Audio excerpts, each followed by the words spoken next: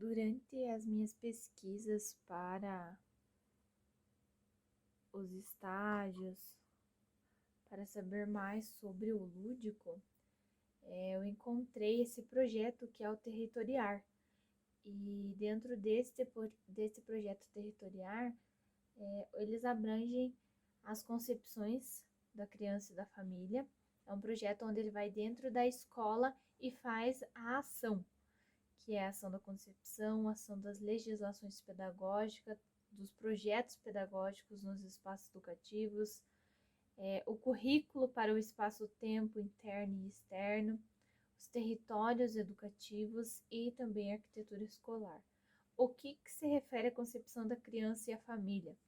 É que a criança ela deve ser compreendida como um sujeito de direitos, capaz de vivenciar, produzir, modificar as diferentes culturas, como um processo simbólico que dá sentido à sua existência.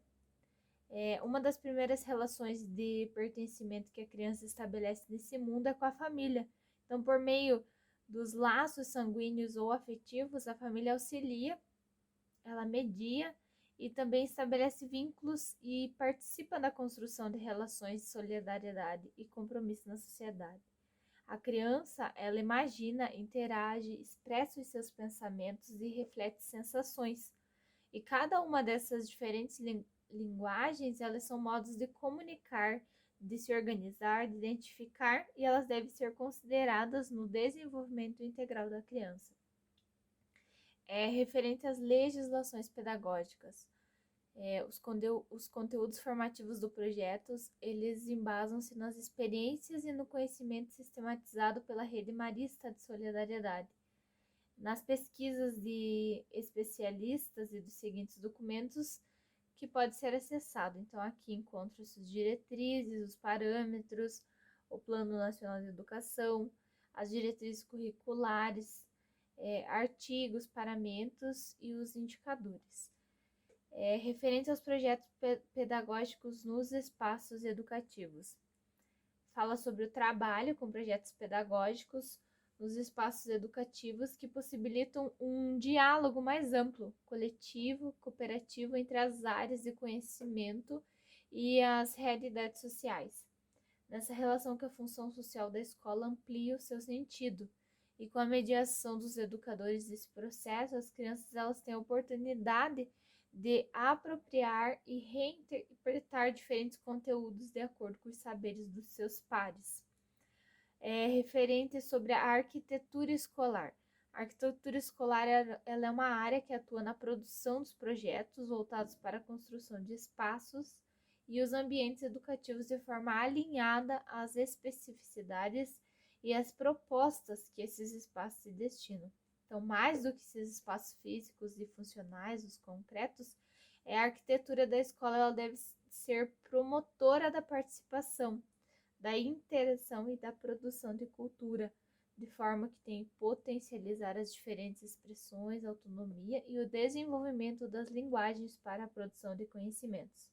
O objetivo desse momento formativo é o de localizar a arquitetura, uma perspectiva socio-histórica, a fim de problematizar alguns modelos e paradigmas, propondo uma relação mais estreita entre o espaço físico e a produção de saberes e a criança.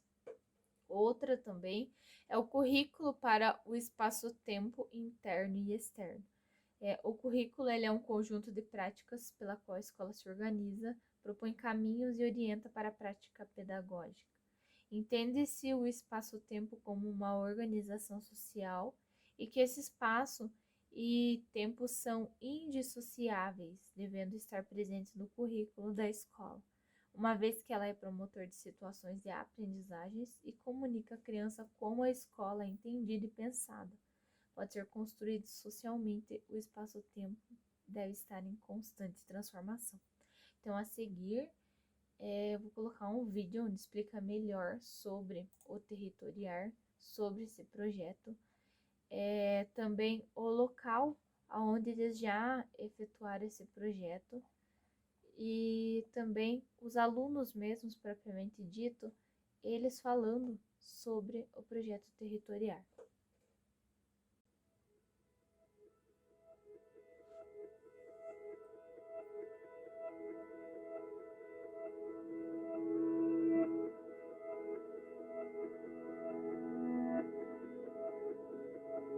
direito de aprender, eu acho que tem um direito anterior que é o de viver.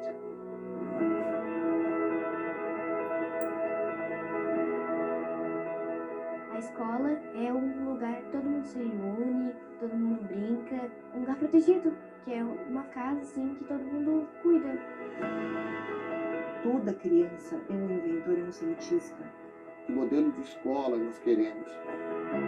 Muitas pessoas esperam assim, a criança como algo que um dia vai ser, né? E a criança não é um dia, ela é hoje. Eu sou movido por esse desejo de que as crianças tenham mais voz, para que as crianças sejam melhor compreendidas. Isso vai ser uma coisa inesquecível, eu nunca vou esquecer do que nós fizemos aqui nesse colégio.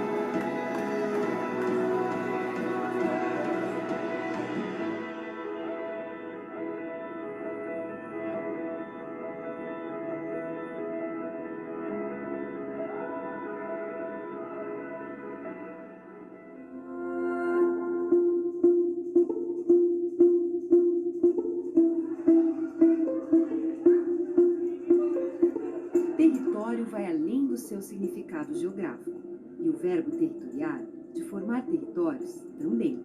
Não é só o lugar, é o que fazemos com ele, como interagimos com o espaço. A maneira que Rebeca interage com sua escola não é a mesma de Samuel.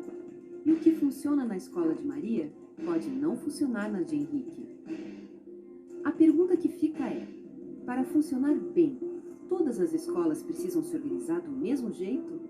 Territoriar sugere a delimitação de um local, mas seu significado vai além disso. Também revela as diversas formas que as pessoas podem interagir com o meio em que estão. A interação com o lugar ou espaço é, antes de tudo, uma relação afetiva.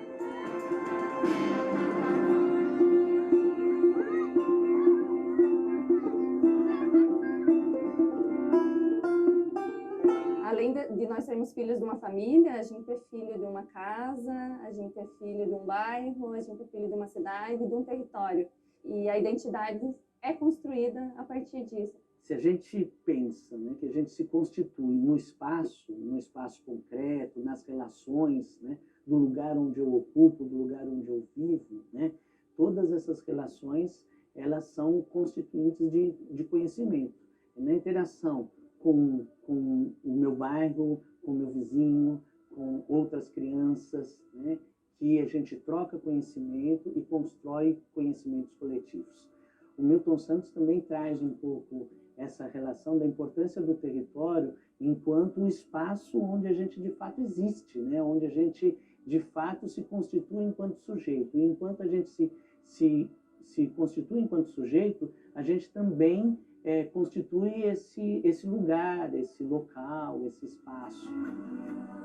É dessa relação que surge a compreensão de territórios educativos. E a escola faz parte do território educativo, mas há outros lugares onde a criança também aprende a se relacionar com seus pares.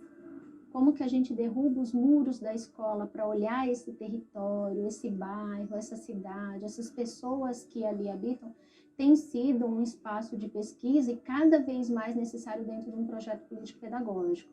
Então, a ideia é que a gente olhe os territórios, considere os territórios e chame essa comunidade para ser corresponsável por um projeto educacional. Uma escola sozinha, democrática, inovadora, ela não vai sobreviver se ela não estiver profundamente enfronhada no território onde ela está.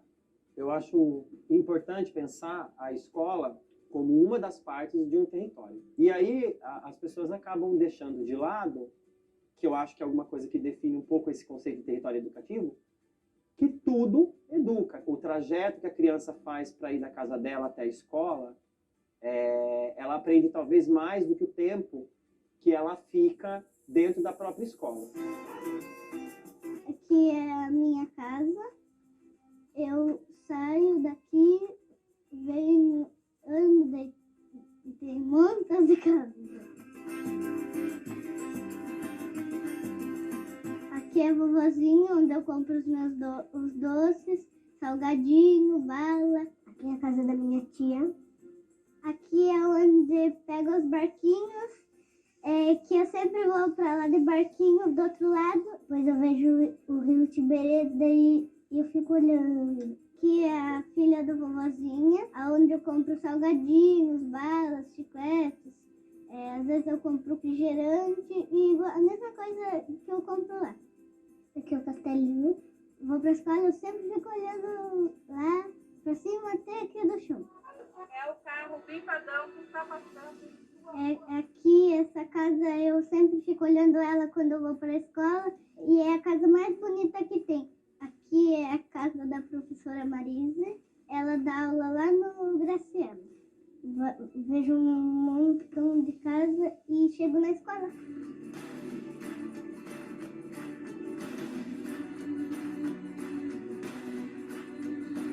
E aqui é a minha escola. O nome dela é Escola Graciano.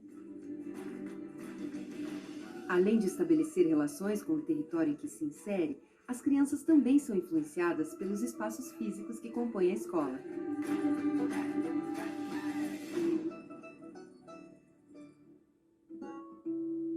Então, falar de ambientes é também não perder a dimensão humana de um educador, mas dizer que um ambiente, ele educa. Por quê? Porque todos os elementos que o compõem, a carteira, a cor, o tamanho, o cheiro desse espaço, eles são elementos que provocam as pessoas que ali habitam nesse espaço a ter novas aprendizagens. Então, o ambiente também é um tomador de decisão. E dentro do ambiente da escola, né, quando a gente olha, né, quais são os espaços, quais são as salas, o que compõe aquele corredor, o que compõe aquele auditório, aquele parque, a gente olha a qualidade dele e o tempo que é oportunizado para cada um desses espaços.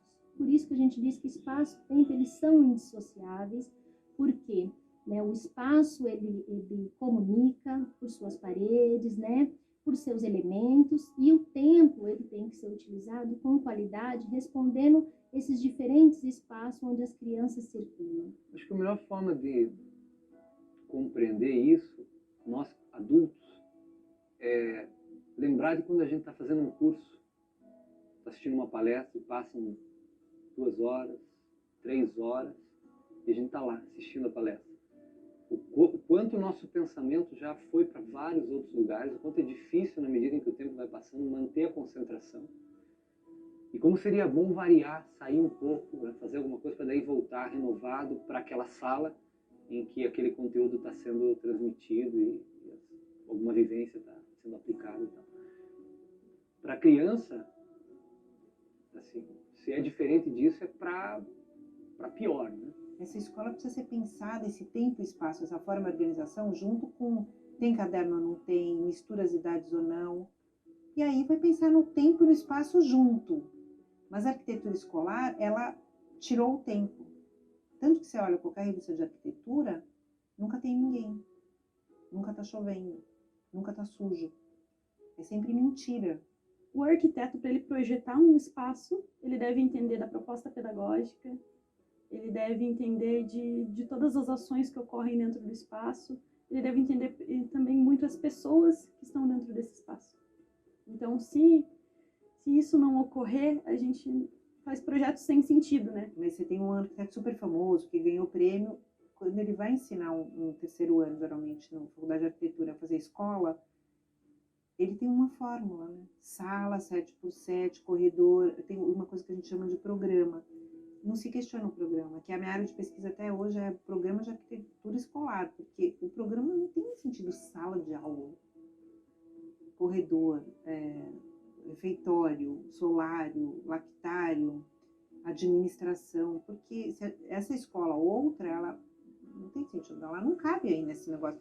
Esse desenho de arquitetura, essa forma e organização escolar, que eu acho mais profundo do que a arquitetura escolar, a arquitetura, digamos, está dentro disso, a forma e organização, são todos os rituais, né? O sinal, a aula de 50 minutos, o livro de chamada, isso tudo é do presídio. Óbvio que a gente discorda desse modelo. É um caixote, ele serve para aprisionar pessoas e não para educá-las. Acredito que a escola, para começar a funcionar novamente, ela precisa se desescolarizar. Ela precisa esquecer um pouco aquilo que ela é e começar a pensar muito naquilo que ela quer ser. Mas existe apenas um modelo de educação? A experiência escolar é muito variada.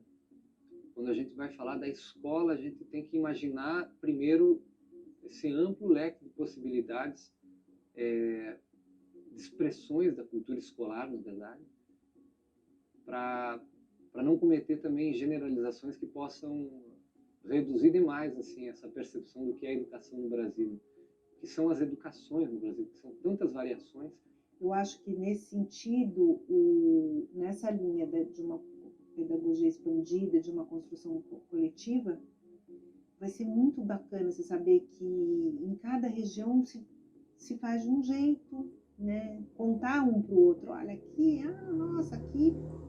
Não, todo mundo toma todinho bolacha maisena, sendo que devia tomar chimarrão no sul e comer tapioca na Bahia, mas não tem tapioca na merenda e nem chimarrão. E é nesse ponto que a gente coloca a questão, né, das características do entorno, do território que devem estar presentes dentro da escola. De que forma, né, é explorado essa culturalidade, o território e essas dinâmicas que a criança tem fora da escola, o porquê não está dentro da escola como característica de aprendizado. Seja a riqueza da fauna, da flora, das músicas, né? E aí, quando você vai numa escola, por exemplo, em Olinda, ou em Jaboatão dos Guararapes, ou em São Gabriel da Cachoeira, que as pessoas vão de barco para a escola, e põem uniforme, estão de uniforme. Por que a aula já não é no barco? Não tem que correr para a escola, entrar na sala de aula e vai para a lousa? O moleque atravessou um rio de barco 4 horas. E não estava acontecendo nada. E aí agora ele está olhando para a lousa. Quem que ficou 4 horas no rio vai conseguir olhar para uma lousa? Era no rio que ele tinha que aprender, mas isso não é validado ainda. Essa consciência que vai aos poucos se formando, ela esbarra numa tradição muito forte, uma tradição docente, né, que é secular e que está expressa por uma estrutura do funcionamento da escola, que é as carteiras enfileiradas, a criança esperando o professor propor o conteúdo, né, pouca articulação do conteúdo curricular com a vida real das crianças, uma desconexão das propostas didáticas, da forma de se ensinar os conteúdos, uma desconexão disso com as culturas da infância, com o mundo simbólico da criança, com o mundo dos personagens, com os campos de interesse atuais das crianças.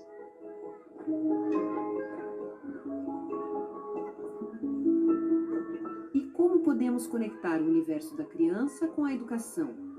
Qual o papel do brincar na escola? Dentro da escola tem 2 dimensões do brincar muito visíveis. Uma daquela da criação, da improvisação da criança, que é motivada por essa inquietude infantil de lidar com as suas angústias, com as suas memórias, suas referências culturais. Quando a criança brinca espontaneamente, aí não tem nome a brincadeira. Aí surge um monte de coisa. Surge um pega-pega que você vira um monstro, eu viro uma princesa e a correria, e aí surge um cantinho lá que vira um calabouço, e ali se cria temporariamente um universo de representações em que todo o conjunto de valores vividos pela criança, expectativas econômicas, sociais, estéticas, eclodem ali dentro. A criança, assimilando o seu mundo social, exercita a vida societária dentro do jogo, representando papéis, desafiando, E a outra dimensão é a dimensão da brincadeira, do jogo, que ele é estruturado, que o professor de educação física ensina, que ele está na quadra, que ele tem que ser aprendido, porque ele representa também um conhecimento estruturado. Tanto a dimensão espontânea quanto a dimensão mais conduzida da brincadeira tem que ter o seu tempo dentro da escola. O que a gente vê com mais frequência é a dimensão conduzida, é a dimensão mediada pelo adulto. No processo educacional, adultos e crianças estabelecem relações distintas entre si. Ouvir as crianças e deixar que elas tomem decisões que influenciam o seu dia a dia é um dos papéis que os educadores podem assumir. A escuta dentro do processo educativo é uma temática que tem que ser bastante recorrente, porque a gente está falando de um processo educativo que é voltado para a criança. Para eu escutar essa criança, eu preciso ter uma compreensão clara de quem é essa criança. A concepção que eu tenho da criança é o que vai delimitar e o que vai nortear as minhas ações pedagógicas. Quando eu falo em escuta, eu estou falando num processo educativo com a criança, não para a criança. Para mim, a escuta tem que ser intergeracional, não é só escutar as crianças. Eu acho que é um pouco falar com a criança que está no adulto dormindinho, sabe? Porque esse adulto, a criança dele foi desrespeitada. Então, ele também, quando ele vê uma criança falando, ele não gosta. Por que apenas nós, adultos, teríamos a capacidade de dizer o que é melhor para a criança ou para o adolescente, né? Elas mesmas é que vivem essas realidades. A gente fala que a participação, ela deve se estender nos diferentes níveis, né? Ela começa desde dentro de casa. Então, pensar, por exemplo, como que a gente gere o ambiente dentro da nossa casa. Será que os pais escutam o que as crianças acham sobre como deveria ser esse espaço da casa? E aí isso vai se estendendo nos outros espaços. Então, dentro da escola, né? Será que a criança é ouvida? Será que a visão, o olhar dela sobre como deve ser aquele espaço é ouvido, é considerado? Né? Então, a criança poder participar das tomadas de decisão, de pensar como que deve ser a escola, dos mecanismos de gestão dessa escola, dos mecanismos de avaliação, né? Do conteúdo.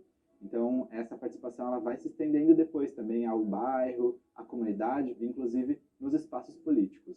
Você me pergunta, como eu vejo isso? Poxa, eu saio daqui exultante quando eu vejo 200, 300 crianças vindo aqui num sábado fazer um debate. Agora, eu tenho certeza que eles saem muito mais do que eu, porque eles não são ouvidos na sociedade. Muitas vezes não são ouvidos dentro de casa. E, de repente, abre-se um espaço para que eles venham aqui dizer o que eles querem, e eles, no dia seguinte, ou nos momentos que sucedem essas assembleias, eles começam a ver aquilo que eles querem realizado, só fortalece a participação social deles. Quando a gente fala em participação, não quer dizer que a criança, quando ela é bebê, ela já vai sair lá no berço gritando, né, eu quero direito tal, reivindicando dessa maneira os seus direitos. Mas é reconhecer que nos diferentes momentos do desenvolvimento infantil, ela vai ter condições diferentes de exercer esse direito à participação ou qualquer outro.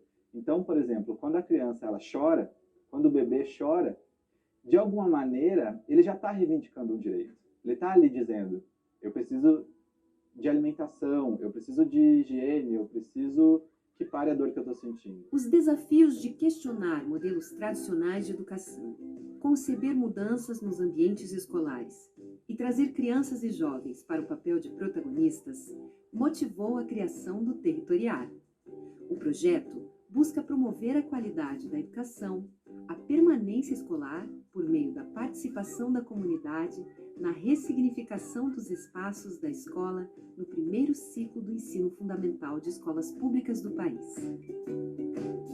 Então, o projeto Territoriar, ele nasce, né, desse olhar atento para os espaços educacionais, né, como uma forma de qualificar a educação, de apoiar com que as crianças permaneçam nesses espaços, mas permaneçam com interesse. E aí o tema a ser problematizado diz da qualidade da escola, mas sobretudo do território. Para que o projeto territorial pudesse ser desenvolvido nas escolas, foram criados comitês multidisciplinares em cada uma das escolas participantes.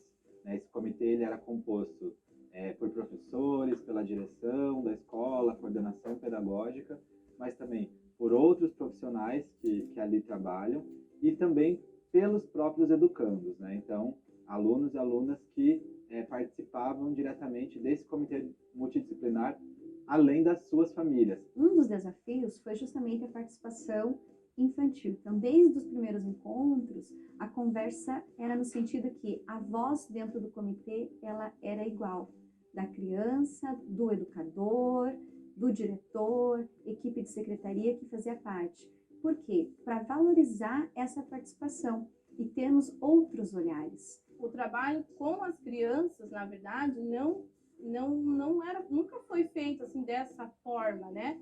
Deixar aberto as crianças para colocarem suas ideias, suas sugestões, assim, a gente não tinha esse hábito de fazer, sabe? O projeto trouxe isso para nós, né? A gente aprendeu a ouvir mais as crianças, porque a escola é deles também, né? Se faz por eles, né? No primeiro comitê, a gente foi conversando assim, e fiquei meio assim, perdida, assim, no que estava conversando. Caminhamos pela escola, fomos anotando assim, o que tinha de bom e o que tinha de ruim. Até que chegamos no comitê que nós definimos quais seriam os lugares reformados. Quando começamos a pensar, dá-se o conflito entre aquilo que os adultos pensam para a escola e entre aquilo que as crianças pensam para a escola. Prevaleceu aquilo que as crianças pensam. A gente deu ouvido para aquilo que elas estavam gritando para a gente, que era preciso humanizar mais o espaço. E a partir desse movimento de escuta, desse movimento de formação, desse movimento de debate ali dentro desse comitê multidisciplinar, é que surgiram, então, as ideias, as propostas do que poderia ser transformado dentro dessas escolas. O que é isso daqui? Para que ele serve?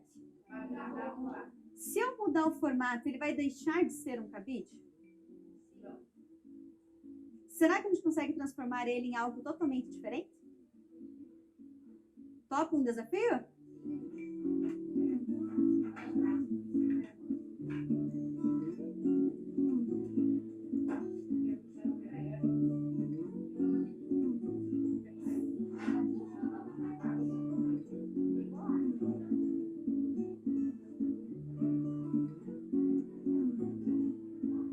Gente, o cabide ainda existe? Ele foi ressignificado? Sim. Uma pessoa me deu uma ideia para fazer uma raquete. Eu fiz um tipo móvel para pendurar as letras, vogais, números. Então, a transformação aconteceu de um pequeno objeto para outras possibilidades.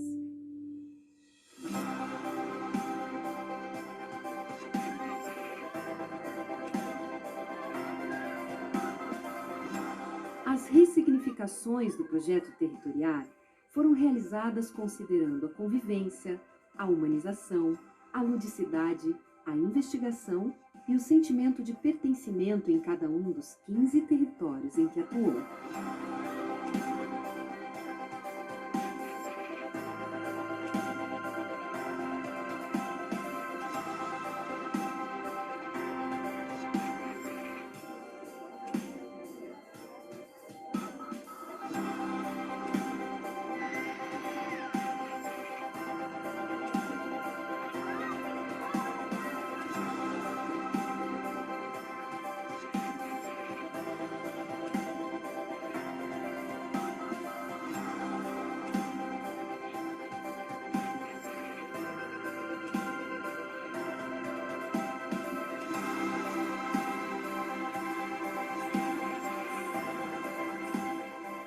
Esse exercício de diálogo, de construção coletiva, de todo mundo pensando o que é a escola e o que ela pode ser. E depois disso tudo, a obra ela vem